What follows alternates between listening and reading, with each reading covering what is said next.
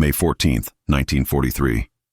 10,000 feet above the dense, heat-hazed canopies of the New Georgia group in the Solomon Islands, the sky smelled of salt and oil. Below, the jungle steamed like a cauldron. In the cockpit of a Mitsubishi A6M0, Lieutenant Sato squinted through the curved glass and let the sun carve a hard line across his instrument panel.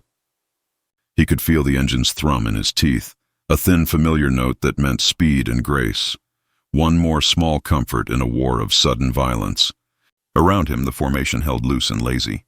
Wings tipped with the thin camouflage of men who believed in the perfection of what they flew.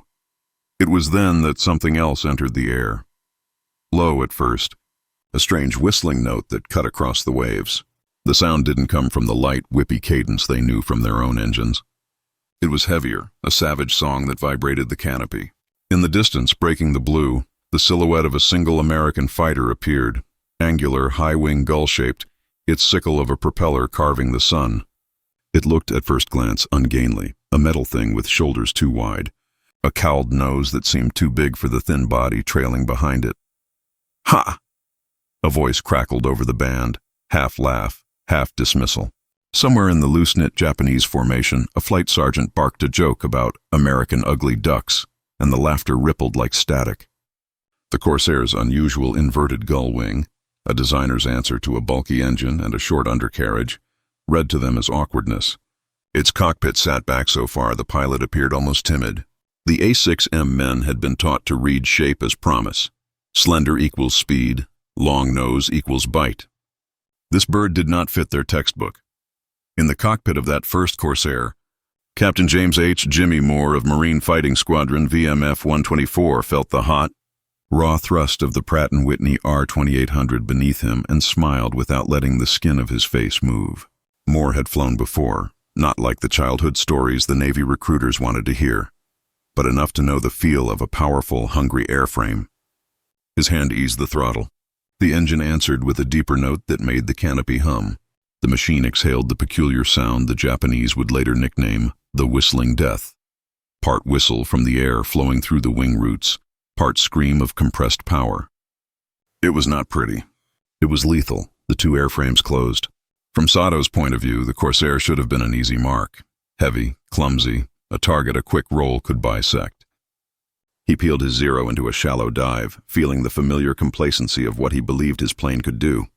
But the first shock came as the Corsair rose like a launched animal, a surge of acceleration that stole the Zero's advantage. Moore's climb rate was a revelation in metal and motion. Where Sato expected drag, he met thrust. Where he expected sluggish response, he found razor precision. The Corsair's big propeller bit air that the Zero could not match. The combat was a flurry of smoke and small detonations. Bullets tore through fabric and rivet, and the sky filled with the metallic smell of heated metal. Moore's F4U lurched, yawed, and then slipped into a higher echelon of speed. He banked, and the Corsair answered as though the controls were attuned to his breath. Sato's world narrowed to the strip of stretched horizon and the silhouette of the intruding fighter. He blinked twice, astonishment coagulating into alarm.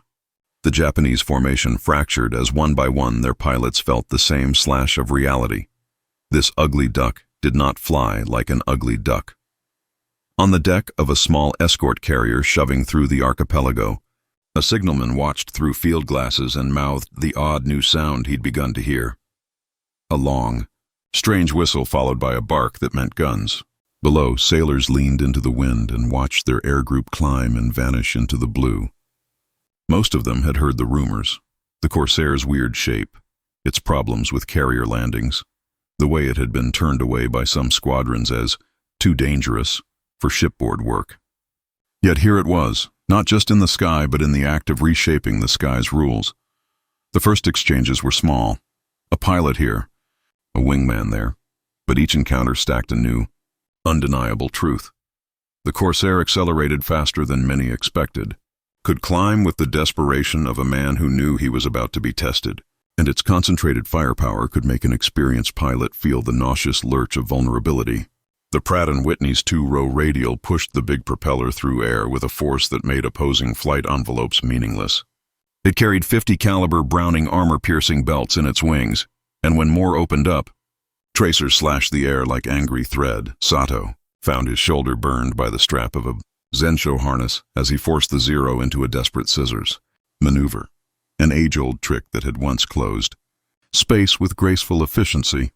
But the Corsair held energy he could not take away. Moore folded down and, in a movement that combined patience with cold calculation, got behind Sato and let the guns speak. The Zero shuddered, tracers ripping its tail. Sato had trained for dogfights tallied in the textbooks of the Imperial Navy. He had not trained for this peculiar combination of brute force and control, this American insistence on power.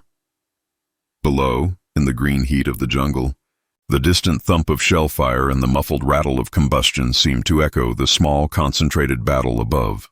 The sound of that strange whistle followed the Corsair as it peeled off, and the men who had laughed in the first minutes found their laughter snagged by silence. Airmen are barometers of each other's courage. When one pilot's grin falls away, the rest feel the change like a weather shift. The mockery that had been easy on sight became a thin thread against the new reality. The Corsair was no joke. Aboard ship and on land, the first reports would be scribbled in logbooks and passed from pilot to pilot in the thin cigarette light of briefing tents. They would write words like odd, powerful, and clumsy, trying to fit what they had seen into neat boxes. But those who had been scrambled under that particular sky, who had felt the Corsair's surge and watched their comrades stitch back to the deck with a mixture of awe and dread, carried a different truth. The war up there, above the trees and the waves, had learned a new vocabulary.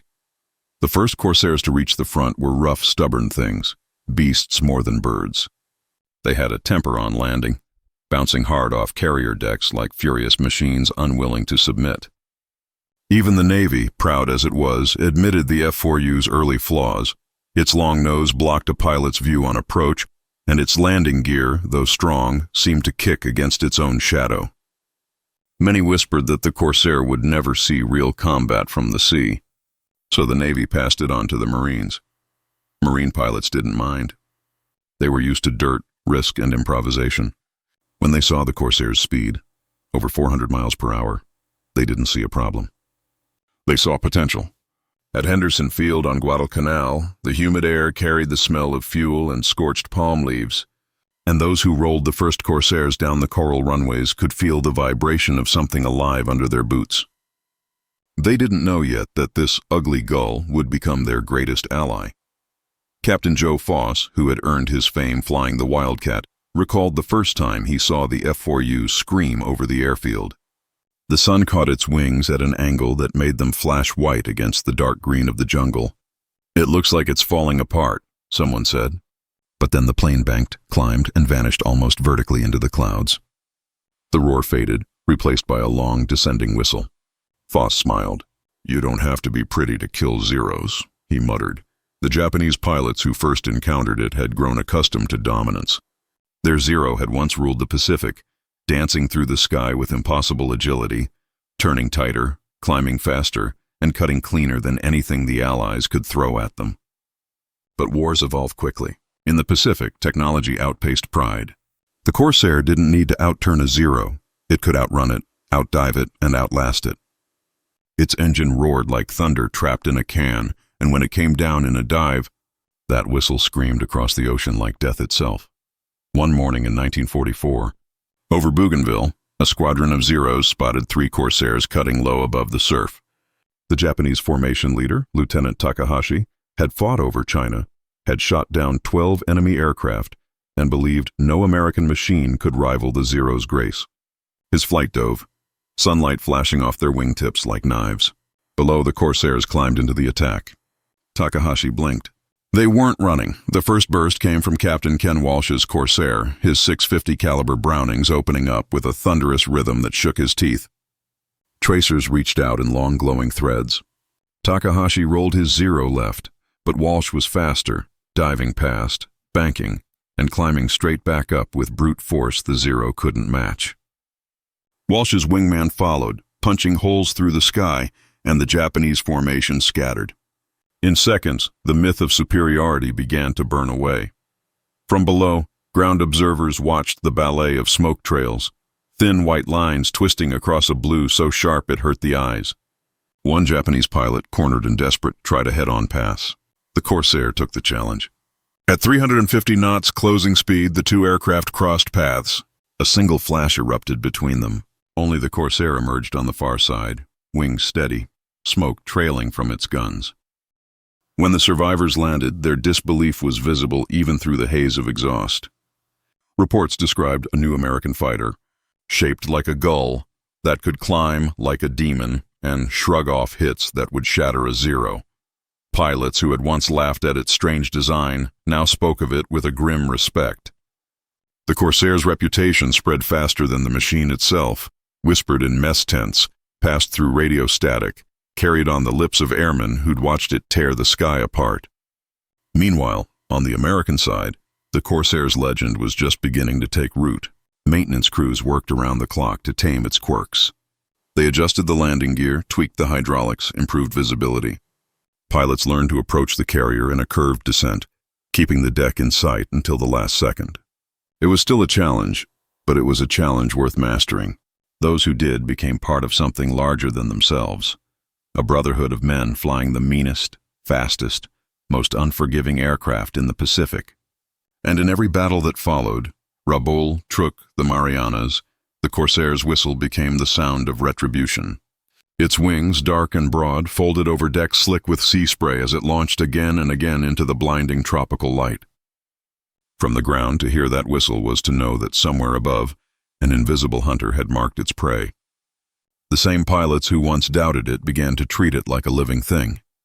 They painted shark's teeth and pin-up girls on its nose, gave it nicknames, and wrote letters home about its impossible speed. And across the Pacific, Japanese airmen whispered its true name, Whistling Death. The name Whistling Death wasn't a nickname chosen by the Americans. It was given by their enemies. The Japanese fighter pilots, who had once dominated the Pacific, started calling the Corsair that after hearing its haunting whistle, just before their planes were shredded by .50 caliber fire. It was a sound unlike any other, a sharp metallic shriek that tore through the humid air and sent shivers through even the most hardened pilots. That noise came from the air rushing through the plane's intercooler ducts, a design quirk that unintentionally turned the F4U into a screaming predator. For the Americans, it became a badge of honor. Pilots started carving the name into the fuselage, painting Whistling Death beneath the cockpit, and boasting about it in mess halls. When you flew a Corsair, you weren't just flying a machine, you were taming a monster. Marine pilots stationed on remote island airstrips felt that bond intensely. At places like Bougainville, Munda, and Vella La Vella, they slept beside their planes, patched them up by hand, and often launched missions with only a few mechanics and a handful of fuel drums. These were not luxury bases. Mud caked everything, mosquitoes swarmed the tents, and the sound of distant artillery echoed at night. But when dawn came and the engines of the Corsairs began to cough to life, the world seemed to tremble awake with them. Captain Gregory Pappy Boyington knew that sound better than anyone. A rough, fearless Marine with a devilish grin and a knack for chaos, Boyington led the legendary Black Sheep Squadron, VMF 214, into the history books. He was unpredictable, reckless, and brilliant in the air. Under his command, the Corsair became an extension of personality, loud, unyielding, and untamed. Boyington's Corsairs were patched together from spare parts, salvaged wrecks, and whatever the mechanics could scavenge. Yet, even with their rough exteriors, those planes tore through the sky like lightning. In just a few months, the Black Sheep shot down dozens of enemy aircraft, often outnumbered 3-1. "We'd hit them so fast," Boyington later said, "they didn't know which way was up." One of his pilots, Lieutenant Chris Magee, remembered his first kill vividly. The dawn light over Rabaul painted the clouds orange when his Corsair broke formation and spotted a Zero diving toward the sea. Magee pushed the throttle forward, feeling the Pratt & Whitney R2800 engine roar like a beast unchained. The G-forces pinned him to his seat as he chased the Japanese plane through the clouds. When he pulled the trigger, the guns vibrated so violently that his teeth rattled. He watched as tracers tore through the enemy's tail and flames erupted across its wing. Magee's breath caught in his throat. He wasn't cheering. He was stunned. It was over in seconds. When he landed, oil streaked across his canopy. Magee stepped out and just stared at the Corsair. "It was like the plane knew what it was doing," he said quietly. "All I did was hold on." That was the Corsair's magic. It made ordinary men feel unstoppable. The machine's design defied logic, yet it worked. Its massive propeller demanded longer landing gear, forcing those inverted wings. Its powerful engine made it faster than anything the Japanese could field. Its armor plating made it nearly indestructible. But there was something more, something intangible. Pilots described it as a personality, a spirit that came alive in combat. The Corsair wasn't just an aircraft. It was a partner in survival, a companion in chaos. Even enemy pilots could feel its presence.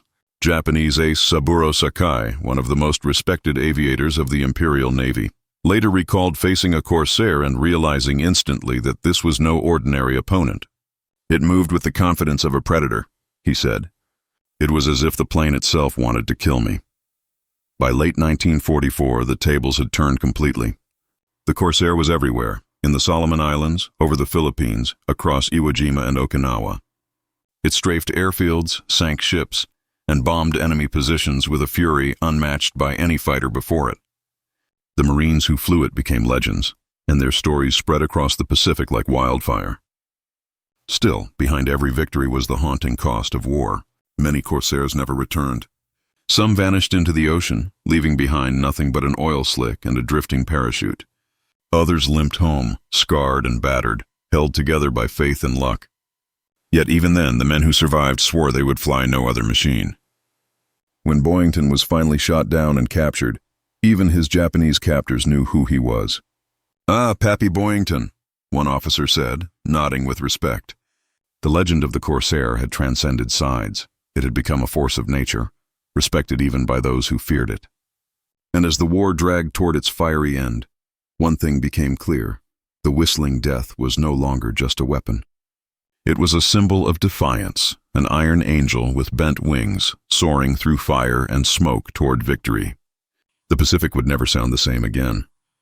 By 1945, the war in the Pacific had become a desperate storm of fire and metal. Every island seized by the Americans brought them one step closer to Japan, and every mile gained came at a staggering price.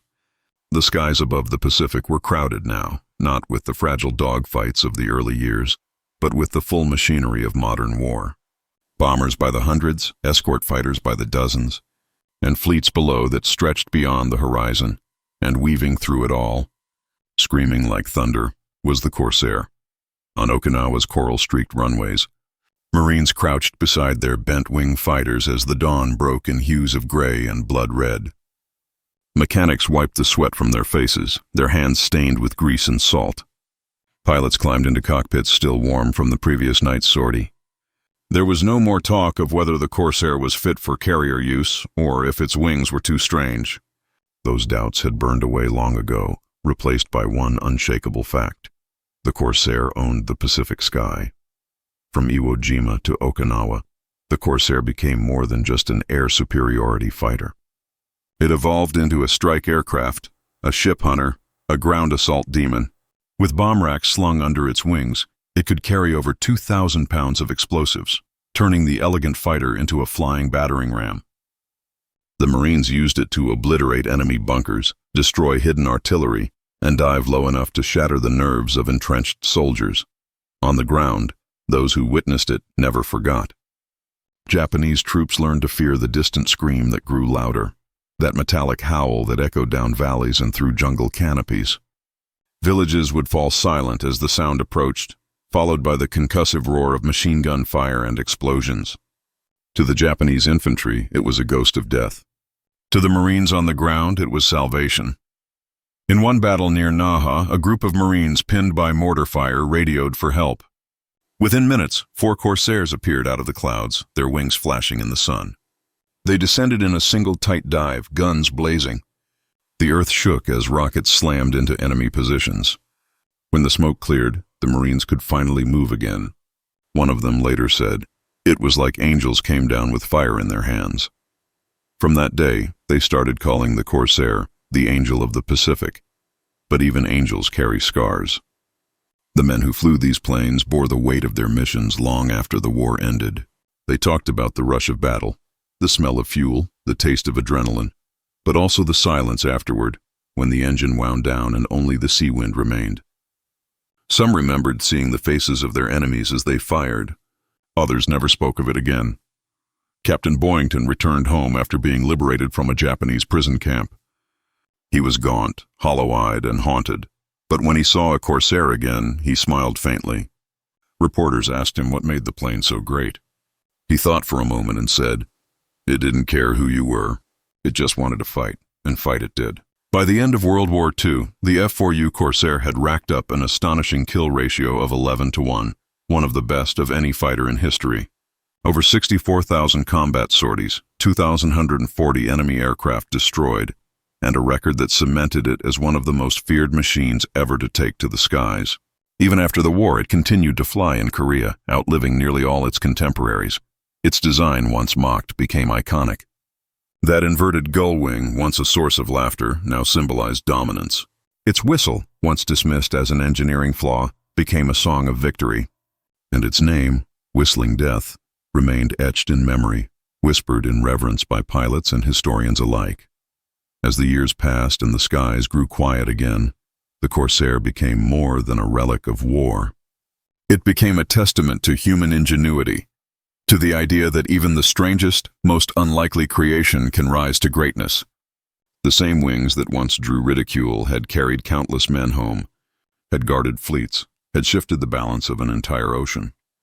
Today, when one of the few surviving Corsairs starts its engine, the sound carries across airfields like a ghost from another time. People stop and listen. There's a whistle, faint but unmistakable, and for a moment, you can almost see it again, the dark blue fighter carving across the Pacific sky, sunlight glinting off its wings, engines roaring like thunder over endless blue. And somewhere, in that vast silence between sea and sky, you can still hear the echo of those who once laughed at it, before they watched it rule the heavens.